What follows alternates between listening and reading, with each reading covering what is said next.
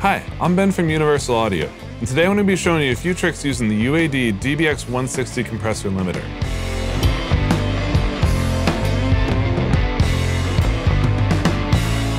Now the DBX is famous for its aggressive and kind of gritty sound, as well as its ease of use. Let me show you a few ways I like to use it on tracks. Now the place you're most likely to find a DBX160 compressor in my mix sessions is on a parallel drum bus. Let me show you what I'm talking about. Here's my dry drum bus with just a little bit of oxide tape on it for flavor.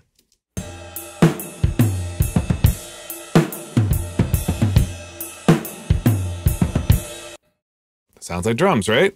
Now here is my parallel drum bus with a DBX160 on the factory default setting. Let's listen to what that sounds like.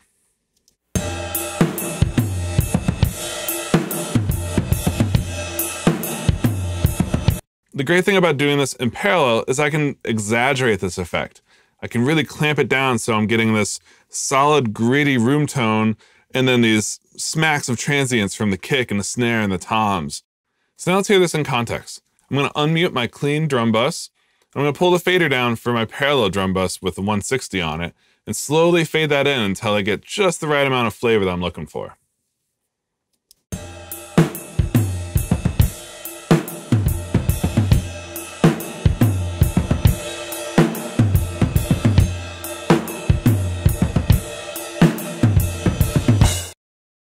So there I'm getting presence and aggression and a nice room sound, all with just clean drums and a DBX160.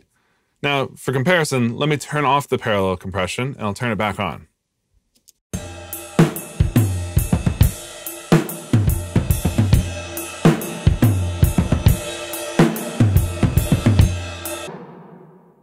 See, that just adds the right amount of life to those drums. Honestly, this plugin just stays on every mix I use for drums. It's that good. All right, moving on to bass. Once again, I've pulled up the DBX160 compressor using the factory default preset. Let's hear how it sounds.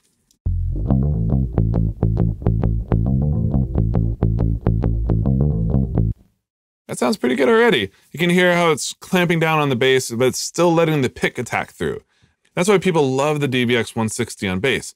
It lets all the transients of the fingers or the pick come through, but then it holds the bass in a just tight little spot.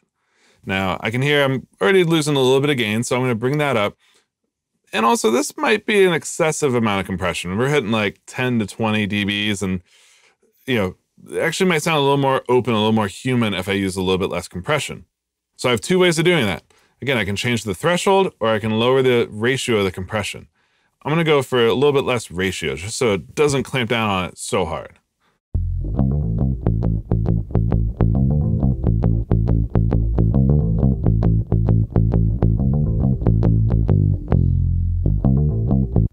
We're still getting a consistency and kind of that tone and attitude from the DBX. Let's hear what it sounds like without.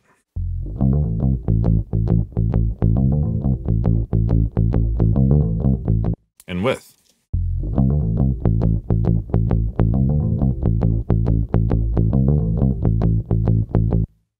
So you can definitely hear how it just creates a very consistent, very even sounding performance, which is exactly what I was looking for in this case. DBX160 does it again. All right, now let me show you what it sounds like on some acoustic guitars. Again, another source similar to bass, where I want lots of transient, lots of attack, but I also want a little bit more consistency and maybe, a little bit of a compressed tone to it. Let me play this acoustic guitar with no effect on it.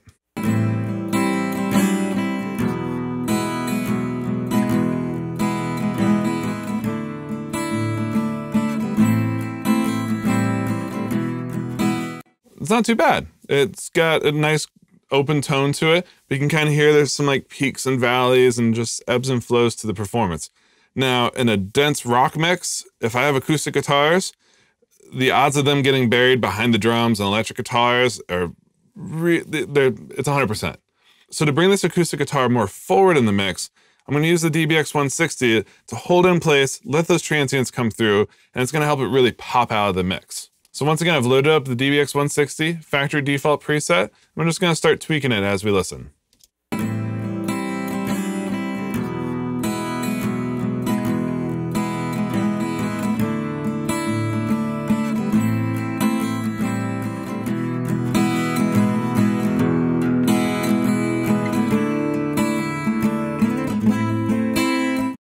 So again, just like with the bass, I dialed back the compression ratio, I moved the threshold around just a little bit, and now I'm getting compression, I'm getting it held in one spot, but without sounding like it's squashed and just wringing the life out of it. Still feels like a beautiful acoustic guitar.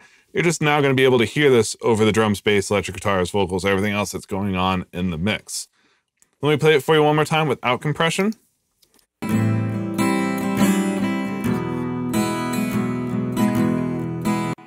Now with.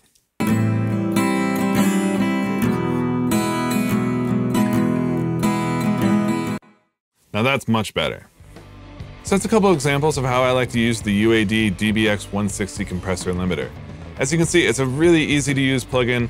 It's got a great sound to it, and on drums, guitars, bass, it just adds a lot of life, presence, and consistency to a performance, which is exactly what I'm looking for in a compressor.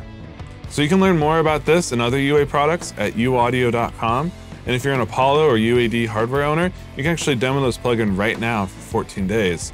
Throw it on some drums, see how you like it, and I guarantee you won't be disappointed. All right, see you later.